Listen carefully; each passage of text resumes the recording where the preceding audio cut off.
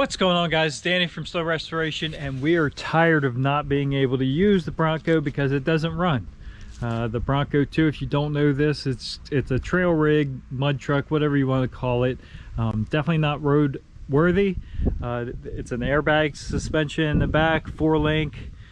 Yeah, it's pretty beat up. It's a shame it doesn't run. We took this four-wheeling once and it did really good if we could keep it running. So let's get to work under the hood of this. We did already throw a new starter on there, so now it's cranking again. But as you can tell, there's a lot of issues here with wiring. There's wires stuffed in everywhere. None of this looks good. None of it is good, to be honest with you. There's some house wiring on there. There's a wire nut down there. This is a solid core house wire. We're gonna go over this thing, fix all the grounds, probably put some new cables on it. And in this box, I think this is probably the reason it's not working or not running. I've had issues with it before. Right under here, right there is a sensor, and it looks sort of kind of like this. This is the engine coolant temp sensor that actually tells the computer how hot the motor is. Here's the gauge sensor, and then there's a separate sensor.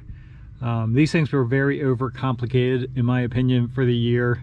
So it's got a sensor here for engine coolant temp for the gauge, one here for the computer to tell it how warm it is, and it even has another one over here for air inlet, also for the computer to tell it how the incoming air temperature. Way more than it needs to be. They simplified these things later on, but we did have some issues with this before, like I said. So we're gonna, before we even change it, we're gonna plug this in and see if we get anything. So with that temperature sensor plugged in, obviously it's not going to be accurate, but the motor's cold right now and this sensor is cold, so it should be fairly close, at least enough to make this thing fire. Again, who knows what the real issue is this thing is. The real issue is it's an old 80s Ford, and yeah, they always had issues. I remember these things back when they were not brand new, but close to new, and they never really ran great. So it is what it is, guys. Let's jump inside and see if it fires up now. All right, inside here, take her out of gear. Lights fire up. It didn't start. Definitely cranks over good with that new starter though.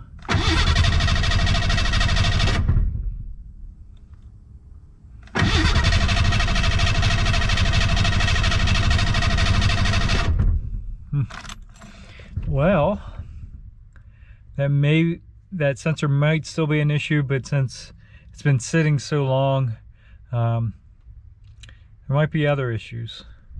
And if you're saying, you big dummy, you can't test a sensor like that because it needs to be grounded, well, we're going to test that theory too. We're going to go ahead and pop that one out, pop this one in, plug it back in, see if it makes any difference at all. New sensor is in, and that you wouldn't think so because it's right there, but you can't get a box end on it. It's too close to the intake, and getting through the other way is a pain. Most of the stuff on these things is a pain in the butt to work on. It's just the way they were. But anyway, we have our sensor in. Let's get plugged in, see if it makes any difference. We tried it again with no success, so it's time to see whether it's a fuel issue or a spark issue. So we have the air cleaner off, and we have this air intake tube turned up a little bit. We're actually going to dump a little gas right down into the throttle body and see if that will make it run or not, and it should tell us whether it's a fuel issue or a spark issue. So let's dump a little bit down in there. That should do it. Jump back inside here. Oh yeah, it's firing now, so. Well, it fired once. So was that a coincidence?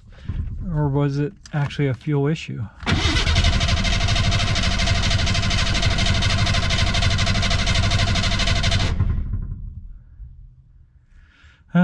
The Bronco problems continue. Hold on. Alright, we dumped a little bit more down there. Let's see if it'll start. See if we can duplicate that.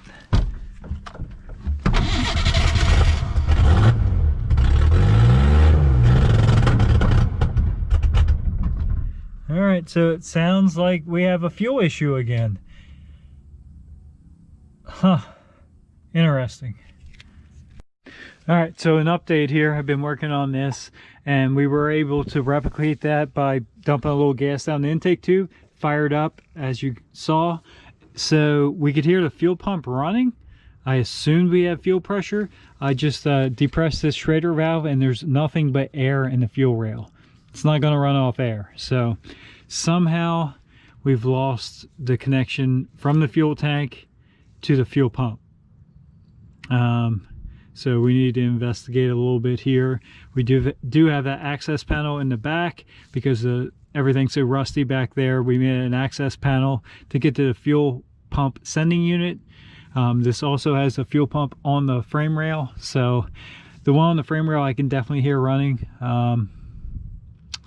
So yeah, we need to figure out how to get fuel to this motor, and it'll probably run. Imagine that, you get fuel to it and it runs. So we did trace the problem down. Well, a problem. I don't know if it's the 100% total problem. Probably not on this thing. We seem to always be chasing problems. So in short, it looks like we had a rodent chew some of the nylon hose up, fuel line. This is, well, there's a small piece that's chewed there, but I'll show you the pieces I cut off. They have 4 or 5 holes in them, so we did have to cut them, and I had some used parts here and some new parts. We got them put back together, so let's see if it runs now. We got them repaired, so let's jump in here and see what we have now.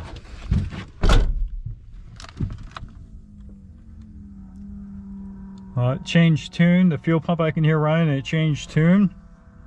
So it sounds like it's building pressure. Let's see if we have anything. Look at that. Fire right up. Might still have some air in the system. It hasn't been running in quite a while, so we'll let it run here for a little bit. It is missing, but it is running.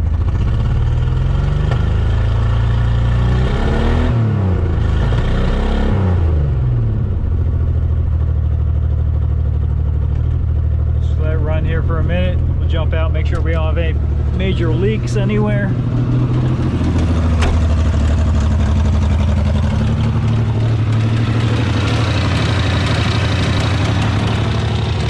So it does have a miss.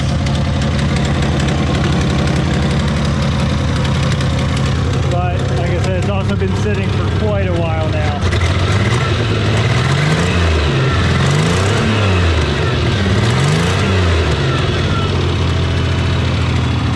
Just happy to hear this thing run kind of under its own power for now. We'll get it straightened out even more.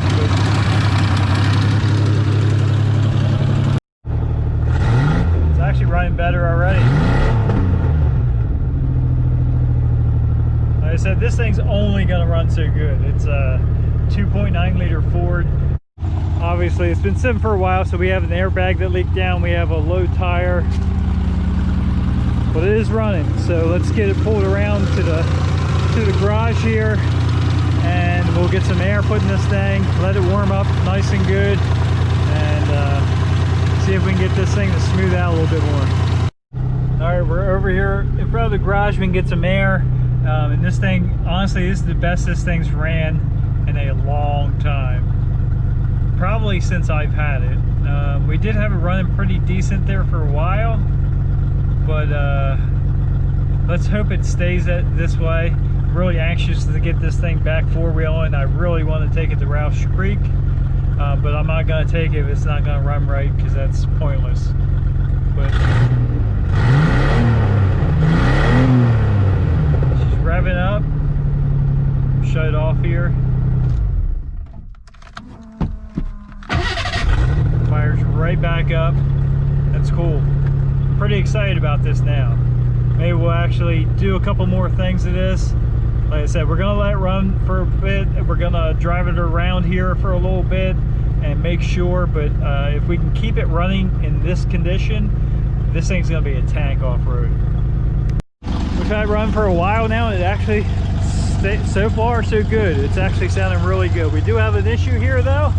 We did, driving it over around to get some air, we popped the bead off. Tire off the bead. So we got our air here now. We did pump up the airbag, so we're sitting up a little bit. We got our jack. Let's jack this up and see if we can get this old bogger, cut bogger, as you can see. Someone really went to town on it. We'll jack it up, see if we can get the seat back on there. I'm hoping. Let me set you over here.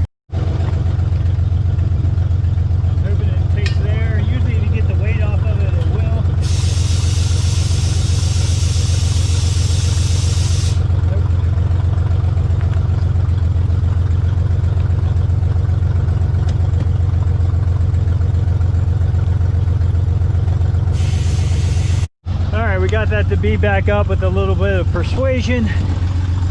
We'll get it topped off, get this thing dropped down. We might as well check the air in the rest of the tires. Like I said, it's been sitting for a very, very long time. We'll take it for a drive. Give it a quick once over again. That's dry. That's where I put the sensor. No fuel leaking anywhere. We did go ahead and tighten the clamps up on the air intake system here. Everything looks to be all right. Can't believe this thing's actually running that good. I think the major issue was, it sounds terrible, but it's got exhaust leaks and rattles and all kinds of stuff. I think the major issue was actually this sensor. But once it sat for a while, then the fuel line got chewed, and then of course it's not going to run without fuel. Everything seems to be dry back here. All that's good. And just to show you some of the rust issues with this thing, here's a body support. It's just totally gone. This thing was hit at one time in this corner and beat back out.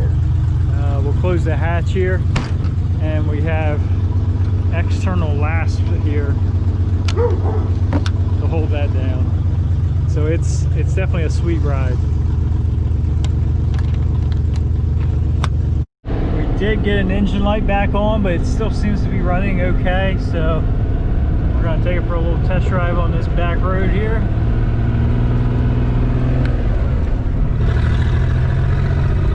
See how it does.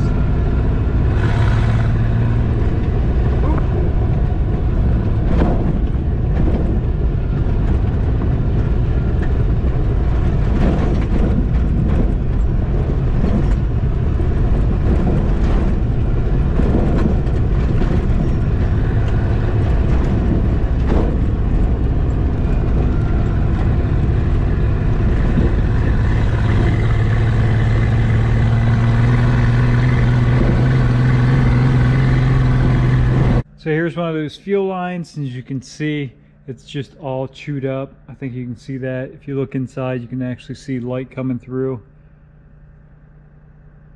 Probably squirrels, if I had to guess. Crazy. Why they eat fuel line, that's anyone's guess.